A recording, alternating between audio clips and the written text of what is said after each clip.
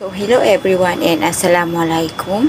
So today we are discuss about the topic is alcohol disorder together with my partner Patma Leon Tua and Princess Aliman. So in my topic is or in my part is alcohol disorder. So what is alcohol disorder? So it's a condition that is varies in severity from occasional problem due to heavy drinking to chronic alcoholism at affect people of all ages and backgrounds. In around 25% of clients in mental health setting and may have alcohol disorder. Clinician must be trained to assess and treat both voluntary and involuntary clients and work with different treatment goals from full recovery to harm. So, when you see alcohol use disorder, ay hindi lang siya basta-basta pag-inom ng alak. So, ito is isa kondisyon na iba't ibang level ng severity mula sa mga student na palaging uminom at napababayaan ng klase hanggang sa taong sobra ng pag-inom at pagkakaroon ng malubhang epekto sa kalusugan at relasyon. So, kahit sino ay pwedeng magkaroon nito, anumang edad, trabaho, or status sa buhay. So, sa mga mental health at medical setting, tinatayang nasa 25% ang mga client na may alcohol use disorder.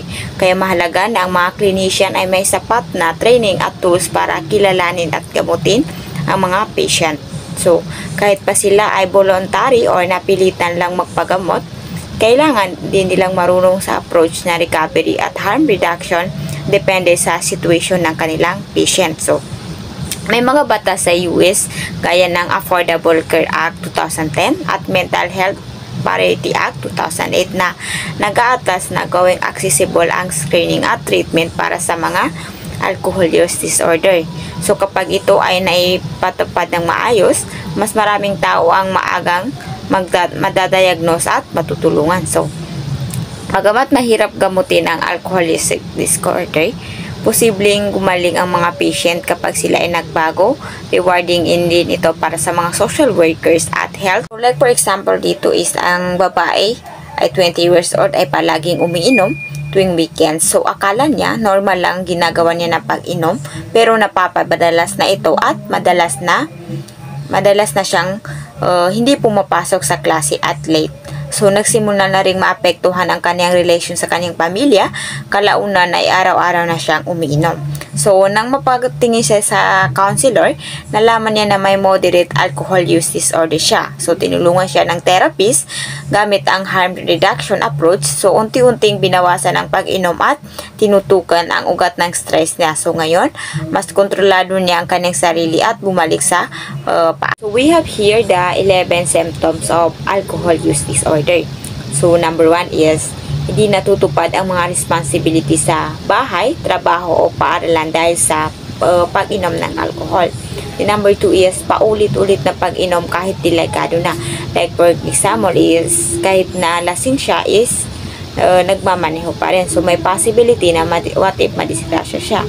So the number 3 is patuloy na pag-inom kahit nasisira lang ang relasyon sa ibang tao. So, the number 4 is gustong tumigil pero hindi nagawa kasi na-addiction na siya sa pag-inom ng alcohol. The number 5 is mas marami or mas matagal ang pag-inom kaysa plano. The number 6 is nakakalamdam ng tolerance or kailangang uminom ng mas marami para makuha yung epekto ng alak sa kanya. So, number 7 is nakakaranas ng withdrawal symptoms kapag hindi nakakainom ng. So, the number 8 is nawawala ng gana sa ibang activities dahil sa pag-inom. So, the number 9 is maraming oras nang ginugol sa paghahanap ng pag-inom kaysa pagtatrabaho. So, number 10 is patuloy na pag-inom kahit alam niyang maepekto ito sa kanyang kalusugan and pag-isip. The number 11 or the last one is the crabbing or matinding pagnanasa sa pag-inom. So, kapag natigil na ang pag-inom, maaring tawagin na sa partial remission o full remission ng isang tao. So, the next one is alternative definition. So, alternative definition of alcohol use problem, see it as a continuum, not just a normal diagnosis, while 5 set of criteria for diagnosis. Many experts focus more on the pattern of drinking, consequences, and individual differences. This view allows clinicians to understand alcohol use as multivariate issue with different causes, genetic, psychological, environmental, and levels of severity. So, early remission. So, walang sintomas sa loob ng 3 buwan.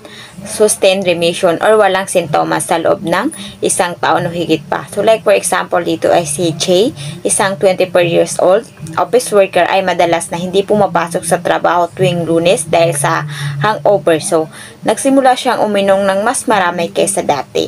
At kahit na gusto niyang tumigil, hindi niya magawa, napabayaan na rin niya ang kanyang bonding sa pamilya dahil mas inuunan niya ang pag-inom ng alcohol. So, ayon sa pagsusuri, meron siyang 5 sintomas kaya siya ay classified as moderate as alcohol use disorder.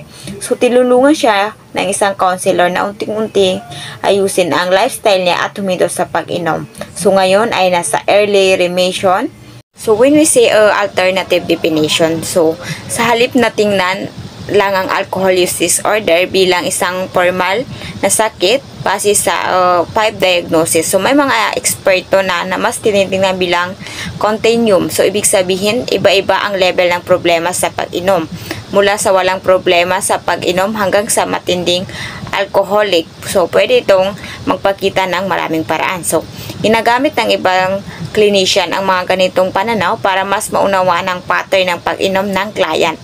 So, ang effect nito sa buhay niya at ang lakas o kakulangan ng client sa iba't ibang aspect ng kanyang buhay. So, mas nagiging personal ang approach sa treatment at hindi lang base sa diagnosis. So, kaya kahit na mahalaga pa rin ang formal diagnosis, lalo na sa record or medical setting, mas mainam kung mas maunawaan din ang mismong problem ng client sa mas malalim na paraan, hindi lang kung pasok siya sa criteria ng alcohol use disorder, kundi kung paano siya personally naapektuhan. So, like for example, dito ay si Mark ay hindi palaging umiinom pero tuwing may problema siya sa trabaho o sa relasyon, sobra siya kung uminom at minsan ay nasasaktan niya ang kanyang sarili or ibang tao. So, hindi siya diagnosed with serve as alcohol use disorder pero may pattern siya ng harmful alcohol use na may negative impact. So the next one is alcohol problem. So alcohol problem are often complicated by co-occurring mental disorders, cognitive and physical health issue, relationship and legal problems. So common comorbidities include depression, anxiety, other substance use disorder and antisocial personality disorder. So, heavy drinking may also lead to cognitive impairment, physical illness, family disruption, and legal involvement. So, these complexities make assessment and treatment of alcohol use disorder more challenging. Alcohol problem or alcohol use disorder ay hindi lang basta problem sa pag-inom, madalas may kasabay pa itong ibang problema. So like for example dito is, marami sa mga taong may alcohol use disorder ang may kasamang depression, anxiety, or iba pang psychiatric disorder. So sa mga lalaki, madalas din may kasamang antisocial personality disorder, habang sa mga babae is mas karaniwan ang depression bago pa man magsimulang uminom ng sobra. So bukod pa doon, apektado rin ang utak sa matagal na pag-inom. Kahit mukhang okay magsalita ang isang tao, pwedeng mahina siya sa memory, pag-solve ng problem or pag-handle ng emosyon. So sinasamahan pa ito ng mga sakit sa katawan gaya ng liver problem, ulcer at mahina ang resistensya dahil madalas kulang sa nutrisyon ang kanyang katawan. Ang relasyon ay damay din sa alcohol use disorder dahil mataas ang bilang ng hiwalayan, away sa pamilya at violence sa may taong may alcohol use disorder. Minsan, pati mga anak nila ay naapektuhan emotionally and behaviorally.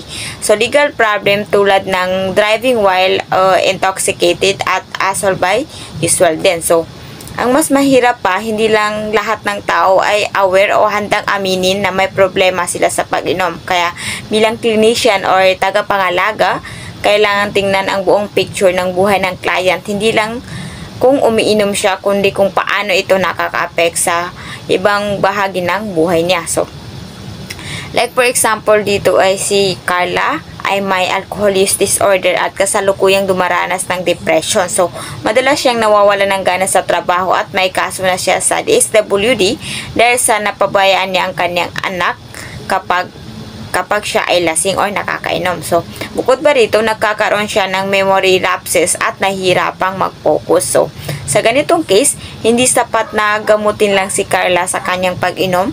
So, kailangan din siyang tulungan sa depression niya or i-assess ang cognitive condition niya at bigyan ng suporta pagdating sa parenting at legal concern. So, dito natin makikita kung gaano kang complicated ang alcohol use disorder at gaano kahalaga ang holistic approach sa assessment at treatment. So, in this model, itong treatment, sinasabi na hindi lang iisa ang tamang paraan para gamutin ang alcohol problem.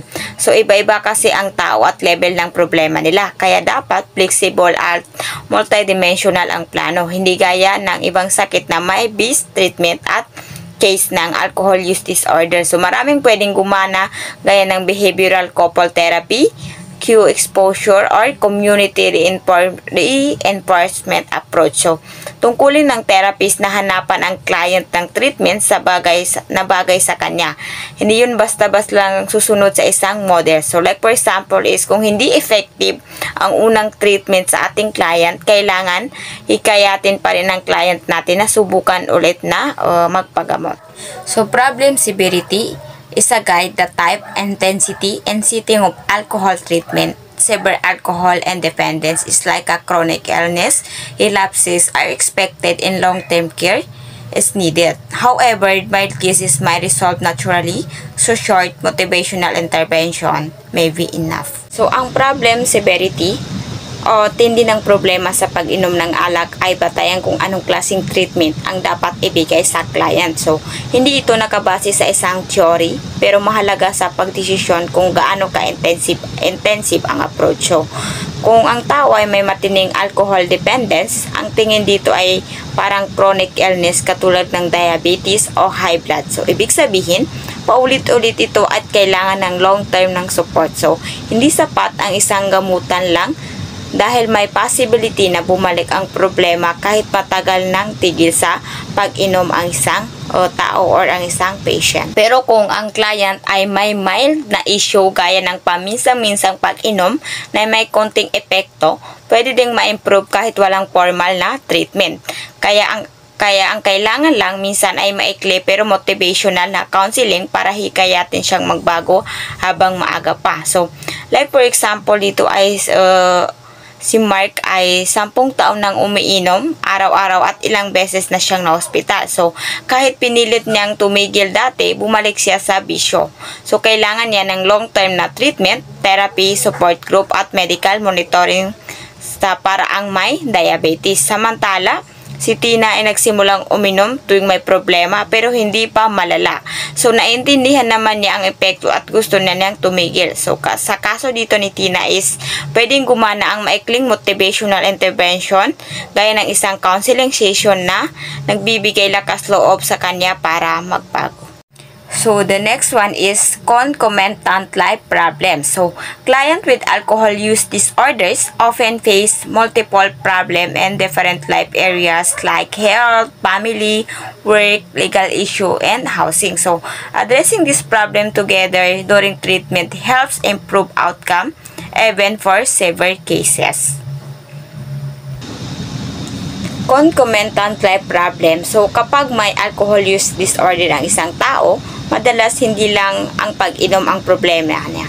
Pwede siyang may problema rin sa kalusugan, pamilya, trabaho, or legal na bagay or housing. So, kaya importante na i-assess lahat ng aspect ng buhay niya para mabigyan ng tamang treatment. So, kapag na-target na ang mga problem sa iba't ibang areas, mas maganda ang chance na gumanda ang sitwasyon niya kahit na malala ang pagka-addict or kung siya ay walang tirahan. So, like for example, dito is si Juan ay may alcohol use disorder, tapos may problema rin siya sa trabaho dahil palaging late. So, may problema rin siya sa pamilya dahil madalas silang mag-away. So, sa treatment plan niya, tutulungan siya hindi lang sa pag-inom, pati rin sa pag-ayos ng relation sa pamilya niya at paghahanap ng trabaho.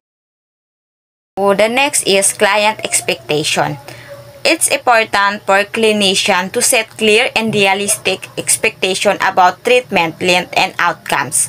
Client with mild problem can expect shorter treatments and good recovery chances, while those with severe alcohol use disorder need to understand that treatment is long-term with varying chances of abstinence or controlled drinking.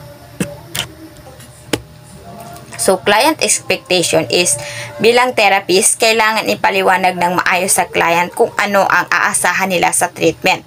Para sa mga mild cases, pwedeng sabihin na maikli lang ang treatment at mataas ang chance na mag-improve. Pero para sa mga severe alcohol use disorder, dapat sabihin na mas mahirap ito at mas matagal at may pagkakataon na babalik ang problema pero may pag-asa pa rin na mapabuti ang kalagayan ng client or patient. So, katulad ng pagkontrol ng pag-inom or pagtigil na ng tuluyan. So, like for example dito ay si Maria ay may mild drinking problem. So, sinabihan siya ng therapist na maiksi lang ang treatment at mataas ang chance na bumuti ang situation niya. Pero si Mark naman ay may matinding alcohol use disorder, ay pinayuhan na hindi madali ang paggaling at kailangan niya ng long-term support pero may pag-asa pa rin na makontrol ang kanyang pag-inom. So, take note lang na magkaiba ang dalawang itong concomitant life problem and client expectation.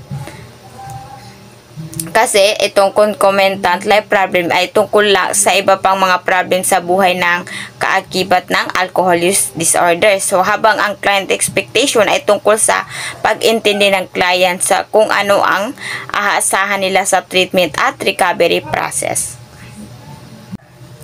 So, the next one is motivational and therapeutic relationship. So, motivation and therapy varies because clients differ in how much they see their drinking as a problem and how ready they are change. So, according to Proust, Haska, and De Clemente, people go through stages from not seeing a problem, thinking about change, deciding to change, acting on it, maintaining the change, or sometimes relapsing.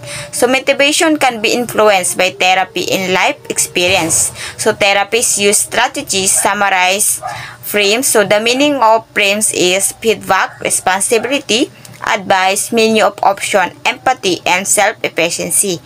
So, to help client become motivated to change, especially those who are resistant or so, ang motivation and therapeutic relationship is sa therapy, iba ang readiness o kahandang magbago ang mga clients. So, depende sa kung ano or gaano nila nakikita na problema ang kanilang pag-inom or behavior. So, meron mga stages ang process na pagbabago ayon kina Proust, Haska, and De Clemente. So, which is the contemplation or hindi pa nakikita ng tao na may problema siya sa kanyang pag-inom. The second one is contemplation or nagsisimula ng isipin na baka problema itong pag-inom. So, the next one is preparation and determination or nag-decide ng magbago yung uminom ng alcohol. So, the next one is action. So, action is gumagawa siya ng mga hakbang or way para magbago at hindi na siya uminom. So, the next one is maintenance. Maintenance is pinapanatili niya ang pagbabago. So, the next is relapse. So, relapse is babalik siya sa kanyang dating behavior. So, ang motivation ay pwedeng palakasin ng therapist gamit ang tamang paraan tulad ng pagbibigay ng feedback sa client, pagbibigay ng responsibility sa client para magbago, pagbibigay ng payo or supportive. So, the next is pag-offer ng iba't ibang options, pagiging warm at empathic or pagtulong sa client na maniwala sa sarili niya na kaya niyang magbago. So, like for example dito is isipin mo na si Juan ay isang matagal nang umiinom ng alak. So, sa simula, hindi niya alam na sobra na ang pag-inom niya at hindi niya nakikita ito bilang problema sa kanya. So, ito ay tinatawag na pre-contemplation. So, the next is, pero habang nakikipag-usap siya sa kanyang therapist at naririnig ang feedback tungkol sa epekto ng alak sa buhay niya, nagsisimula ng mag-isip si Juan kung kailangan ba niyang magbago. So, ito yung tinatawag na contemplation. So, dahil supportive na approach ang therapist, naisipan niyang kaya niyang baguhin ang ugali niya at nagdesisyon siyang subukan ang strategies na inoffer sa kanya ng kanyang therapist. So, ito na yung tinatawag na preparation of action. So, sa tulong ng therapist na nagbibigay ng encouragement sa iba't ibang paraan para maka-adjust, unti-unting nabawasan ang pag-inom ni Juan at napanatili niya ang pagbabago niya.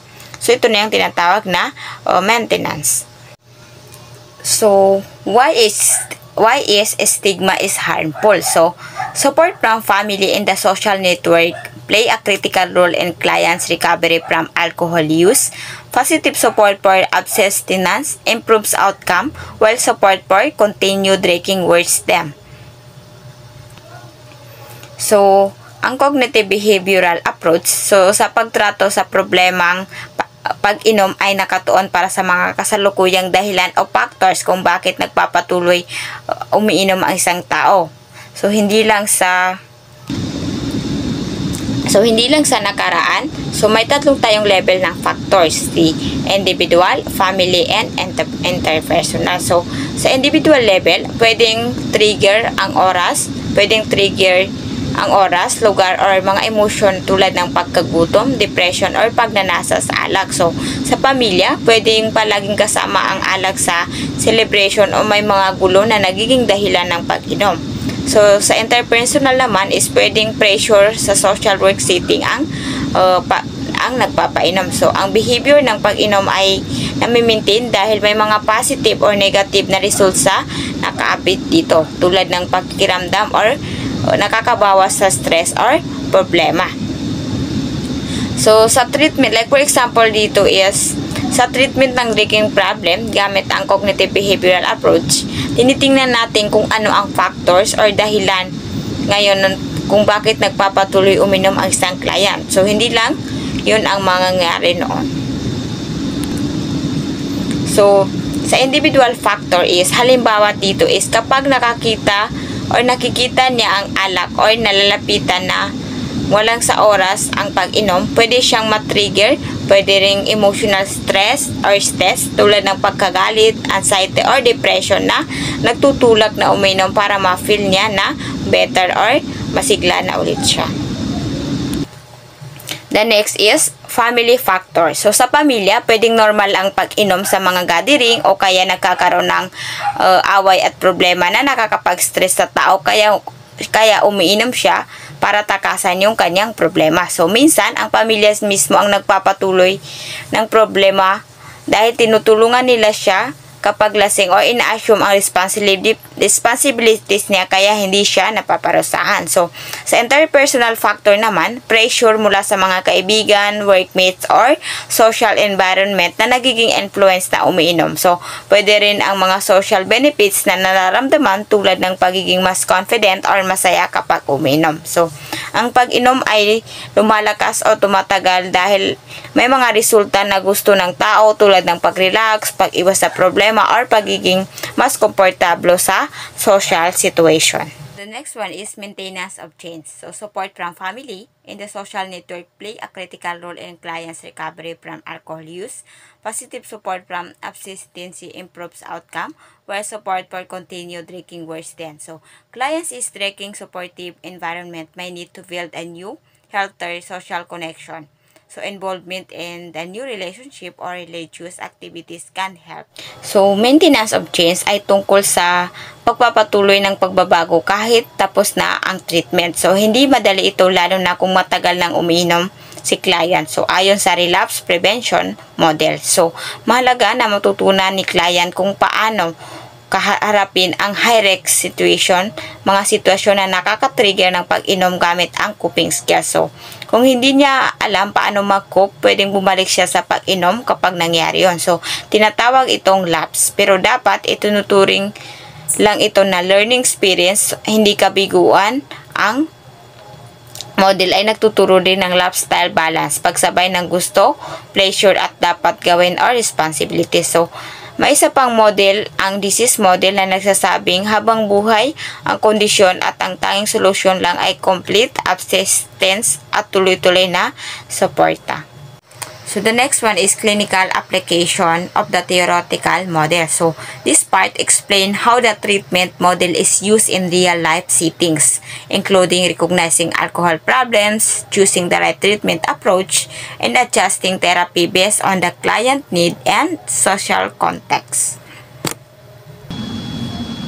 So, this clinical application of the theoretical model, sa part na ito, tinatalakay o inaalam kung paano ginagamit ang treatment model sa totoong buhay. So, hindi sapat na alam lang ng therapist ang problema. Dapat marunong siyang mag-adjust based sa pangangailangan ng client. So, kailangan niyang piliin ang tamang setting. Like, for example, is outpatient or inpatient. So, ang gamiting angkop ng technique depende sa ugali, problem, at social environment ng client. So, importante rin na ma-build ni therapist ang motivation ni client para magpatuloy sa pagbabago. Dapat kinoconsider din ang pananaw ni client or ang kanyang idea tungkol sa treatment at bigyan siya ng realistic expectation tungkol sa pagbabago. Like for example, dito is si Mark ay may problema sa pag-inom pero ayaw niya ng group therapy dahil nahihiya siya. So, ang ginawa ng therapist ay one-on-one session sila at unti-unting tinulungan siyang harapin ang problema. So, in-adjust niya ang style para bumagay sa ugali ni Mark or ugali ng kanyang patient. So, the next one is case identification and entry into treatment. So, it focuses on how to help individuals realize their drinking and problematic and guide them into treatment, especially those unaware of the risks of or feeling ashamed to seek of herself. So, itong case identification and entry into treatment is dito nakatutok kung paano matutulungan ang mga taong hindi pa aware na may problema sila sa pag-inom. So, marami sa kanila ay hindi alam ang high risk na pala ang pattern ng pag-inom nila or iniisip nila na normal lang ito. So, may iba ring nahihiya or natatakot umami na nag-inom sila. So, ang role ng professional or ang therapist ay i-screen sila at ma-explain ng maayos kung bakit delikado ang situation nila. So, minsan kailangan ng maingat na paglapit para hindi sila matakot or ma-offensa kung ano man ang sasabihin mo sa kanila. So, like for example, dito ay si Leah ay araw-araw na umiinom ng wine para makatulog pero iniisip niya na normal lang yon. So, nang magpa-check up siya sa isang doktor, tinanong siya ng social worker tungkol sa sleeping habits. Nang malaman ang pattern, gently siyang inexplain na ito ay risky behavior at baka kailangan niya ng tulong. Doon pa lang ay napaisip na at napunta na siya sa tamang treatment. So, the next one is assessment. So, assessment is ito ang unang hakbang kapag nasimula na ang treatment.